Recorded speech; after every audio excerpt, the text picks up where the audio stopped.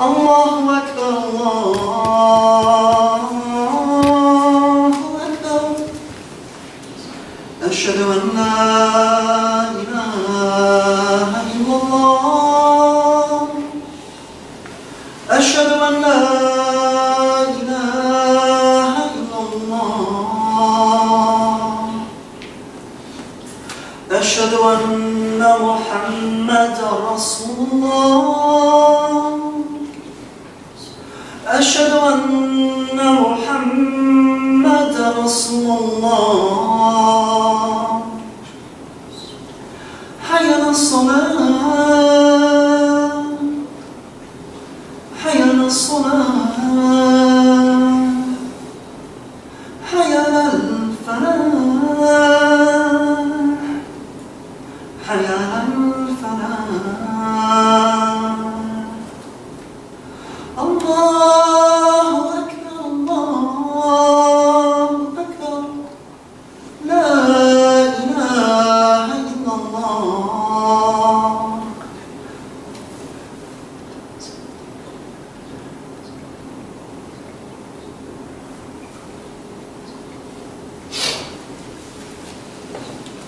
الحمد لله نحمده ونستعينه ونستغفره ونؤمن ونتوكل عليه ونعوذ بالله من شرور انفسنا ومن سيئات اعمالنا من يهد الله فهو المهتد ومن يضلل فلن تجد له وليا مرشدا اما بعد قال سبحانه وتعالى في العظيم بعد اعوذ بالله من الشيطان الرجيم بسم الله الرحمن الرحيم وإذ تأذن ربكم لئن شكرتم لأزيدنكم ولئن كفرتم إن عذابي لشديد وقال سبحانه وتعالى أيضا بسم الله الرحمن الرحيم اقرأ باسم ربك الذي خلق خلق الإنسان من علق اقرأ وربك الأكرم الذي علم بالقلم سبحان الله والحمد لله ولا إله إلا الله.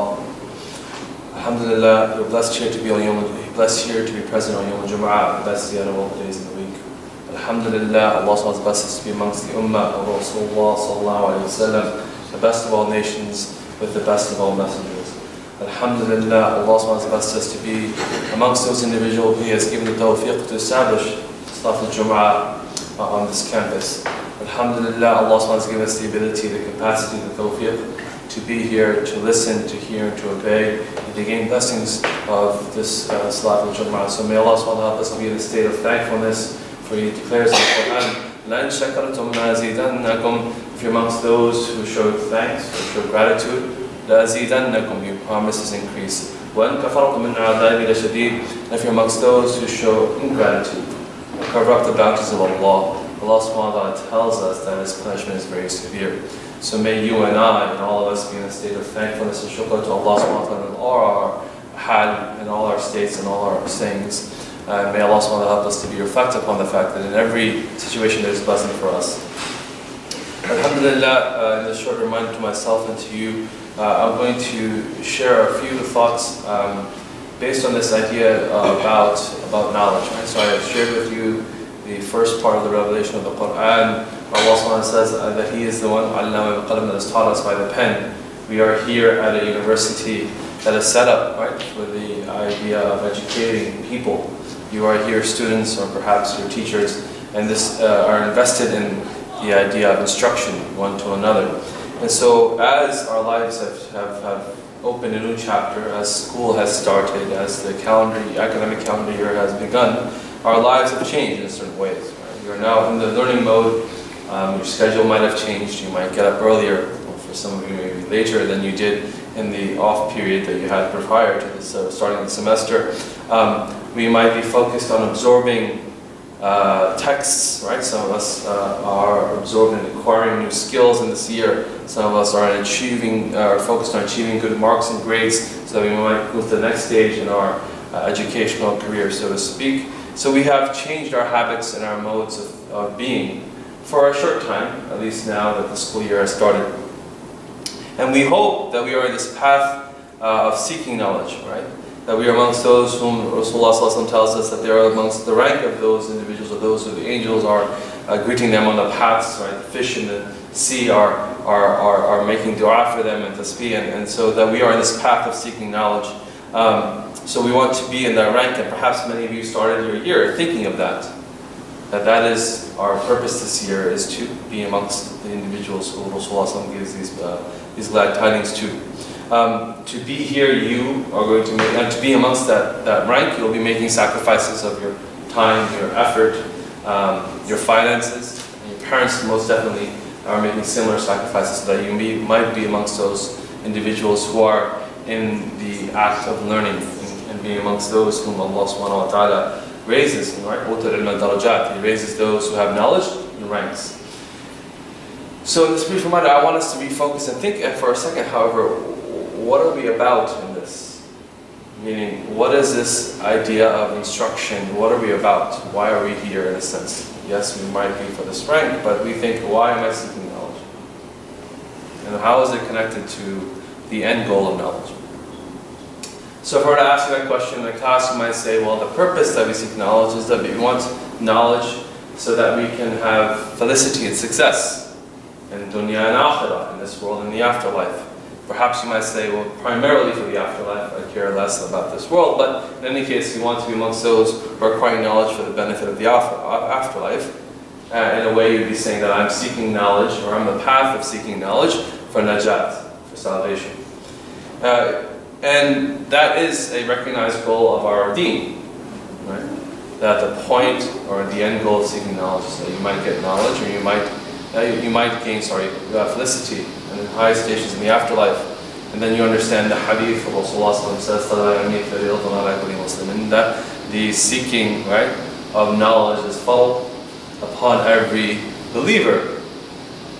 Right? The seeking, he makes it, actually the word used is farḍ here, right? So you might say this is farḍ, meaning that it's sinful to leave off, or those who don't do this are in a sinful state, or there is some sort of ignorance of their responsibilities. However you want to interpret this as a legal or a shadi matter, that is up to you, and the ulama will tell you how different the scholars have talked about this idea. But nonetheless, the meaning for us is the same, that we are supposed to be in a state of seeking knowledge. But then what is that knowledge? If you connect that hadith to the afterlife notion, then that knowledge is farḍ ayn. Those things that will gain you felicity in the hereafter. That will get you that your mizan, that your scales will be weighted more in the good as opposed to the bad. That will get you the grace of Allah subhanahu wa ta'ala and enter the Jannah bis-salam, right? You will enter Jannah with security. So the knowledge that you're seeking then becomes knowledge. If that is the goal, then the knowledge that you're seeking is a different sort. It's instrumental knowledge towards that end. It is about the muhlikat and the munjiyat. It is about the things that will give me salvation or help me lead to salvation, and those things that I will stay away from so that they don't guide me to perdition. And so I ask you here on campus, rhetorically, amongst yourselves, so if we have started this, we want to be in this rank of individuals seeking knowledge, we've started a new year, we've changed our lifestyles, we're putting so much effort in, our parents are putting effort in, are we spending time in that sort of knowledge? Seeking that sort of knowledge. The knowledge that will lead to najat. Right?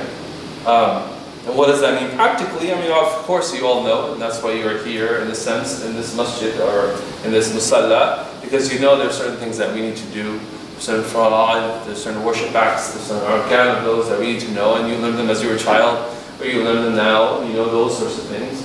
But at the same time, as you're engaging in your professional studies, so to speak, you also need to know those things that in your professional leads to salvation, and those that will lead to perdition. Whether you're an economics major going into finance, well, how does Islam think about finance and transactions? If you're going to be a marital counselor, well, how does the tradition think about marriage? If you're going to be a physician, same thing. What is the fiqh of medicine? In any case, as you are pursuing your paths and your majors and degrees, you should be thinking about, if I am pursuing knowledge, yes, I'm learning about these sorts of ideas that people have and acquiring skills in that profession, but am I neglectful? If I have come here with the idea that this knowledge will be of benefit to my afterlife, and neglecting that aspect of the knowledge, which may or may not be found in the books or in the classes that you take, but nonetheless it's part and parcel of your educational experience. And it's part and parcel of what you, if you say that I'm seeking knowledge too for the hereafter purposes of najat, that you must be seeking. That is your farḍ ayn in that state. Right? Not just the worship things, the hajj, the fasting, those things we know. But we often neglect in this space of gaining professional knowledge that there are things that relate to a profession that we must also acquire. So that might be one. If I asked others might say, well, the point of seeking knowledge, or why we're here in this instructional paradigm at a university, is because we want to learn how to be. It's not about the intellectual acquisition of facts, right? But we want to learn, we want education to transform us into beings that are goodly, that we're here to acquire and adopt and understand how to be in this world. And you will find that that is also recognized within our tradition, as Rasulullah tells us and says to us,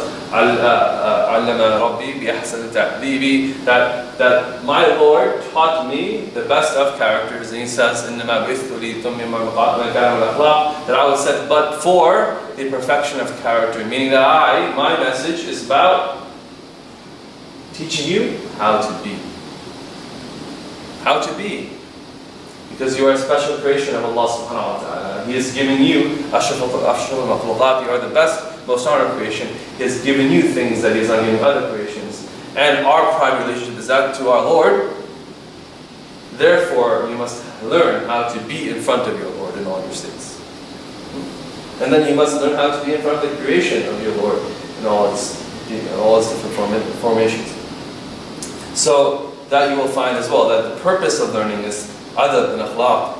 That is not the acquisition of facts, but rather it is the cultivation of virtue, the learning of comportment, how to be a student, how to be a father, how to be a professional, how to be a servant of Allah subhanahu wa ta'ala. Right? And you will find further that this is so important that perhaps in the first sense we don't think about it, that we are told that, we're told, Shaitan is quoted in the Quran. He says, إِنِّي أَخَافُ اللَّهَ رَبَّ الْعَالَمِينَ. This is Shaitan speaking, right? That he says, right, he says that I fear Allah. Right? إِنِّي بَرِيءٌ مِّنْكَ. قال الإنسان اكفر فلما كفر قال إني بريء منك إني أخاف الله رب العالمين. That he says, he calls you to do kufr, but he says, I fear Allah subhanahu wa ta'ala. Meaning he knows who Allah subhanahu wa ta'ala is. He's there to misguide you, but he fears Allah subhanahu wa ta'ala. You are left in your own devices. فَلَا تُلُومُونِي وَلُومُوا أَنفُسَكُمْ. Alright, so that he says that don't blame me, blame yourself. The idea of acquisition of knowledge, so if you're talking about najat here, I know who Allah subhanahu wa ta'ala is. Shaitan knows who Allah subhanahu wa ta'ala is. That factual knowledge was not coupled with how to be in front of Allah subhanahu wa ta'ala, and that leads to who He is. The factual, intellectual knowledge of who Allah subhanahu wa ta'ala is not known to Iblis, the Shaitan. But it wasn't enough to teach him how to be in front of Allah subhanahu wa ta'ala, to obey the command, to do sajda to Adam alayhi salam. So our tradition also notes, right, and in this sense says that the intellectual acquisition of facts and knowledge is not sufficient, but perhaps the more important part of knowledge is learning how to be with that, how to be the vessel, the carrier of that knowledge, particularly in the sense of the deen. As you know, there are many different examples of this.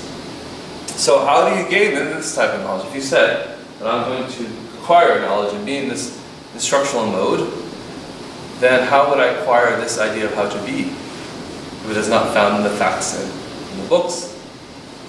It is by emulation. That is why the Sahaba had Rasulullah, and that's why you had them running after to be his companion in whatever state, to learn, to emulate. He knew how to be in front of Allah subhanahu wa ta'ala. He knew how to be in front of creation. And so I must emulate and adopt him. This is Aristotle is saying, you learn virtue by emulation of those who are virtuous. And so this is why we say that companionship is a part and parcel of learning. Perhaps that is why you've set up your Muslim Student Association. Perhaps that is why. So perhaps your instructors are teaching you book knowledge, so to speak, But if you're going to become professionals, you must then adopt, emulate those who are the best in your profession. And so as a physician, my example are those who I watched be good physicians, not just the acquisition of the biomedical knowledge that was in books. The same is about any profession. So I ask you again, as you are thinking about your professions and you're getting your degrees, are you spending time with those who you want to emulate, who have the virtue that you can emulate in your professional space? You might say that, yes, Najat is good, that is why I'm seeking knowledge. Yes, I'm seeking knowledge to learn how to be. But in the end, the reason I'm doing all this is because I want to I want to have this knowledge that will lead me to be closer to Allah subhanahu wa ta'ala. Because as I said, and I shared with you the verse, that He raises those who have ilm and degrees. So the point of this knowledge is qurbah, perhaps closer to Allah subhanahu wa ta'ala. That is why I'm seeking. Or it is ma'arifah, the knowledge of Allah subhanahu wa ta'ala, right? Because we know that all of this reality is but a reflection of His reality. He is the haqq, and this is just a shade of reality that we have, right? We are totally dependent upon Allah subhanahu wa ta'ala. So then, if that is the idea, then I ask you, then how are you doing that in your studies? How are you gaining knowledge of Allah subhanahu wa ta'ala in your studies? It's clear that tradition tells us that each right? That we will show also in the Quran, Allah subhanahu wa ta'ala says, we will show him ayat fil afaqi wa fi anfusihim hatta yatabayyana annahu al-haqq. Right? That we will show them signs in the afaq, in the kainat, in the creation, say, right, in the stars, the stars, right, and in themselves, until they know that it is true. Allah is truth. That is He. Allah is truth. Right?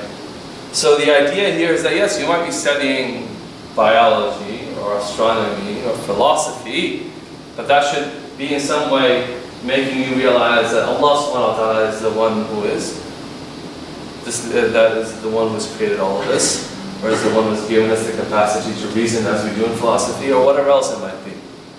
And that knowledge that you're acquiring should lead you to reflect upon the source of knowledge, that is Allah subhanahu wa ta'ala. Right?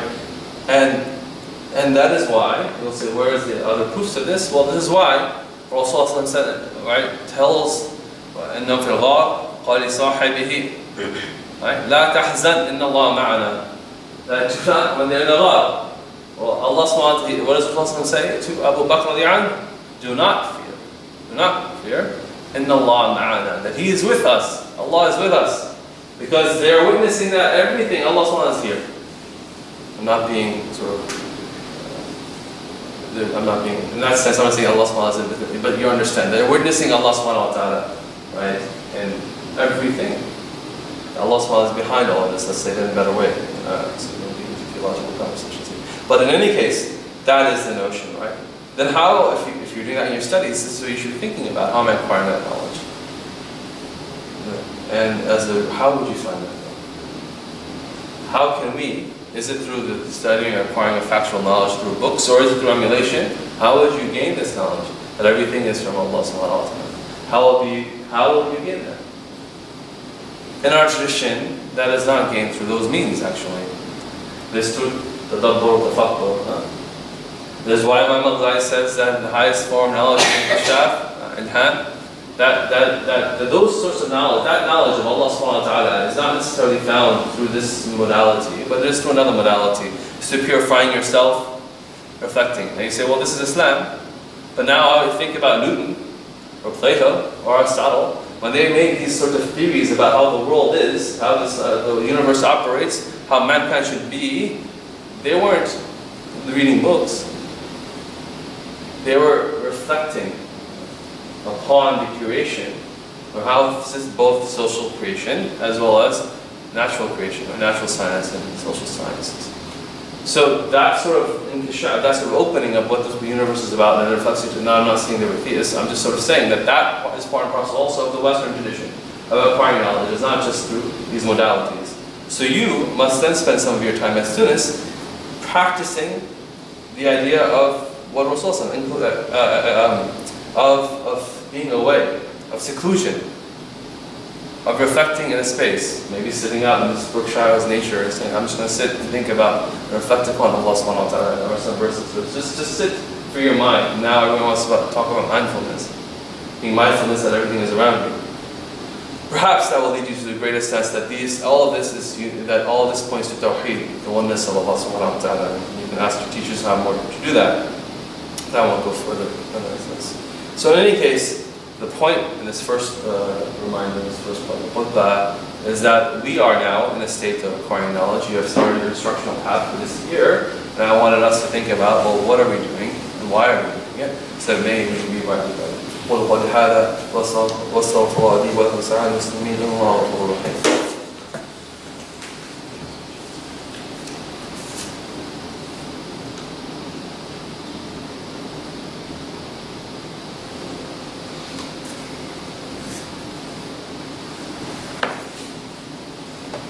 الحمد لله رب العالمين والعاقبة للمتقين والصلاة والسلام على أشرف الأنبياء والمرسلين وعلى آله وصحبه أجمعين.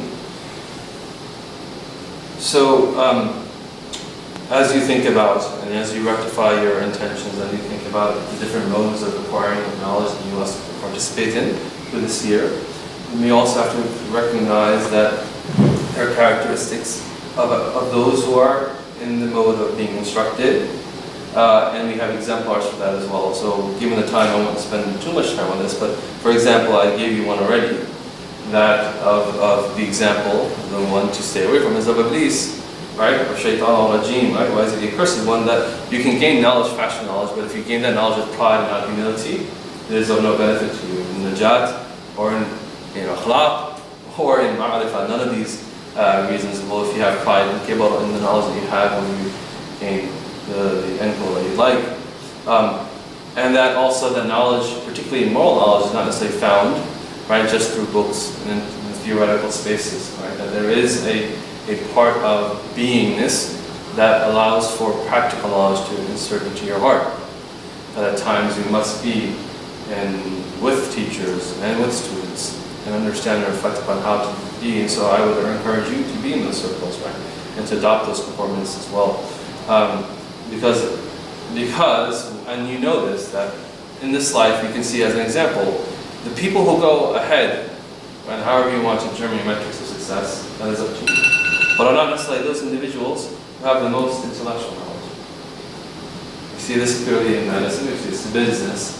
Those who have emotional intelligence and social intelligence perhaps reach the heights that those who just have intellectual intelligence do not.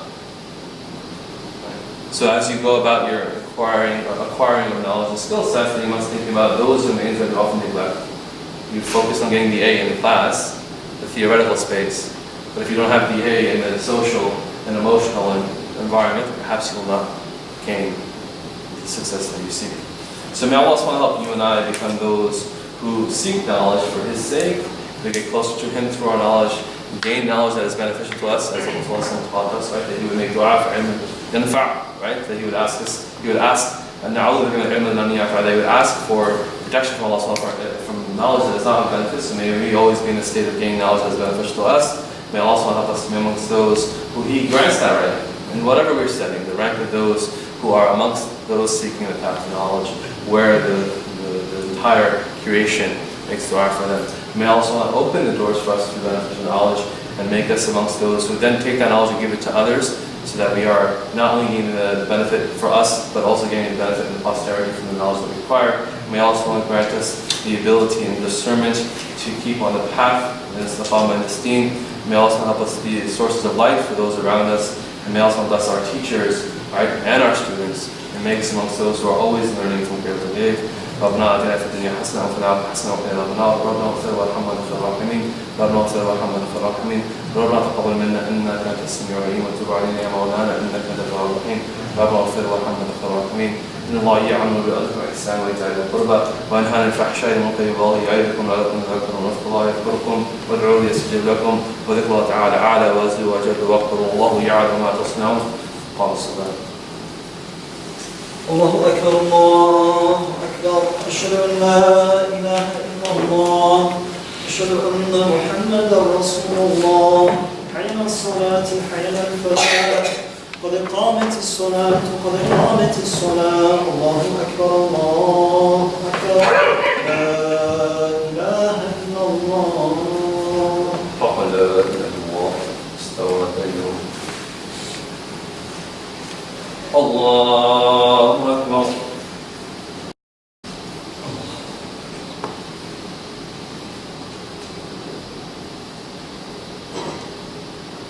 الحمد لله رب العالمين الرحمن الرحيم مالك يوم الدين إياك نعبد وإياك نستعين اهدنا الصراط المستقيم صراط الذين أنعمت عليهم غير المغضوب عليهم ولا الضالين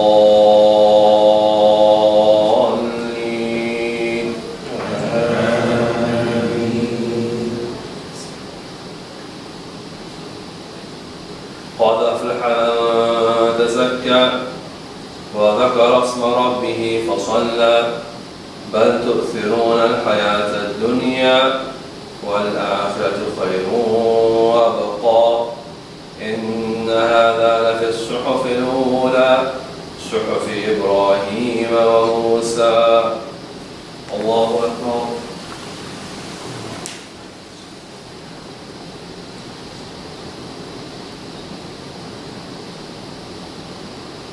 سمع الله لمن حمده الله أكبر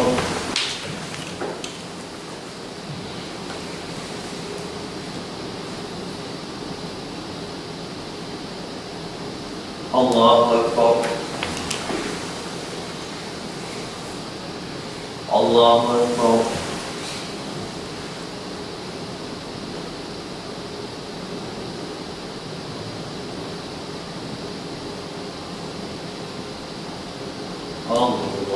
الله أكبر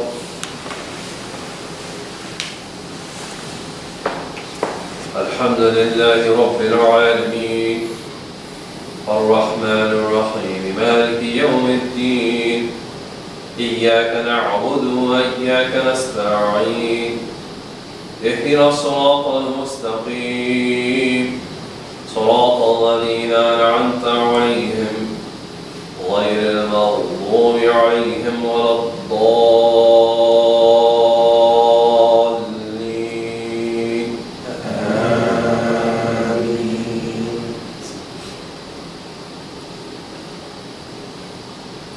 فلم نجعل له عينين ولسانا وشفتين وهديناه النجدين فلاقتحم العقبة وما أدراك ما العقبة فك رقبة أو إطعام في يوم ذي مسغبة يتيما ذا مقربة أو مسكينا ذا متربة ثم كان من الذين آمنوا وتواصوا بالصبر وتواصوا بالمرحمة أولئك أصحاب الميمنة والذين كفروا بآياتنا هم أصحاب المشأمة عليهم نار مؤصدة الله أكبر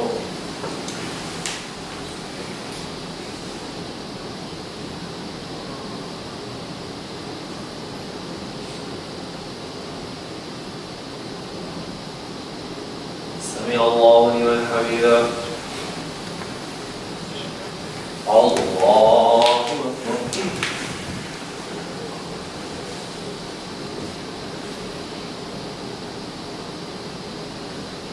الله أكبر الله أكبر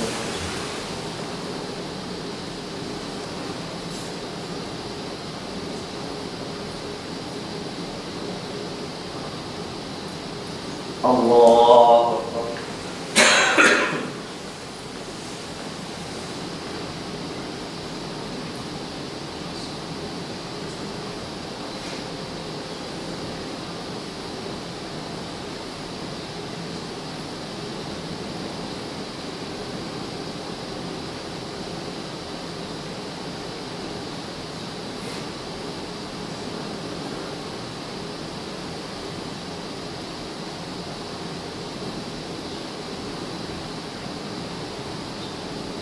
السلام عليكم ورحمة الله. السلام عليكم ورحمة الله.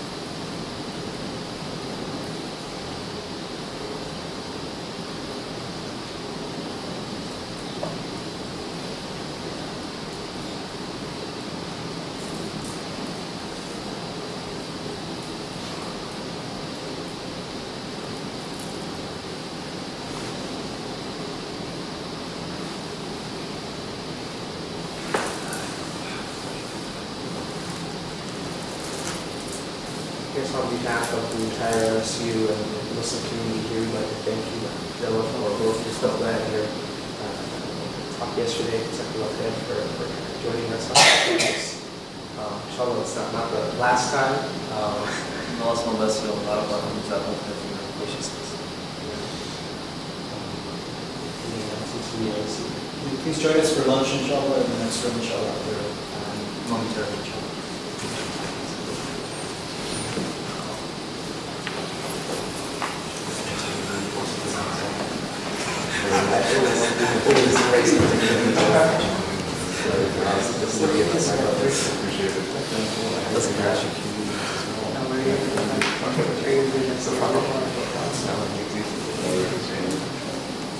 Updates.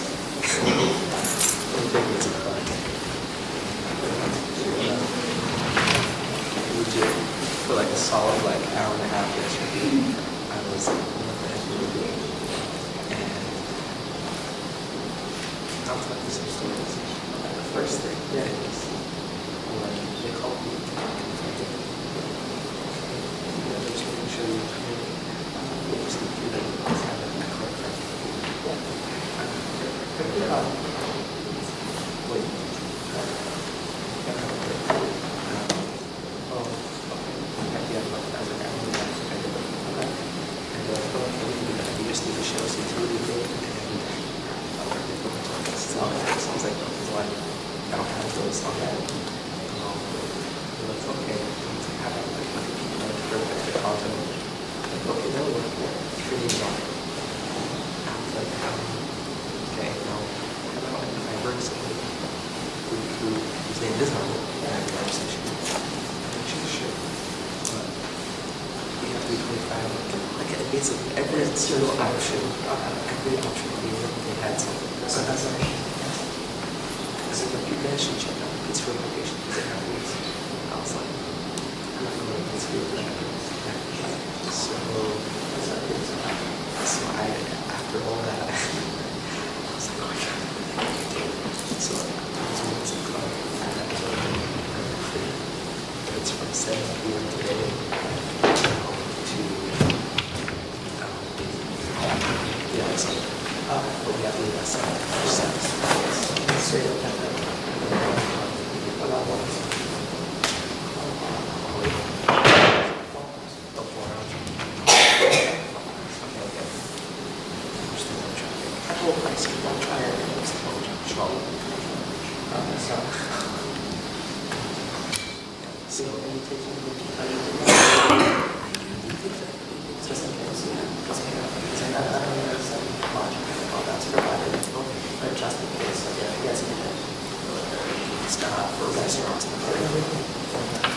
So, alhamdulillah, it's like legit from some hours.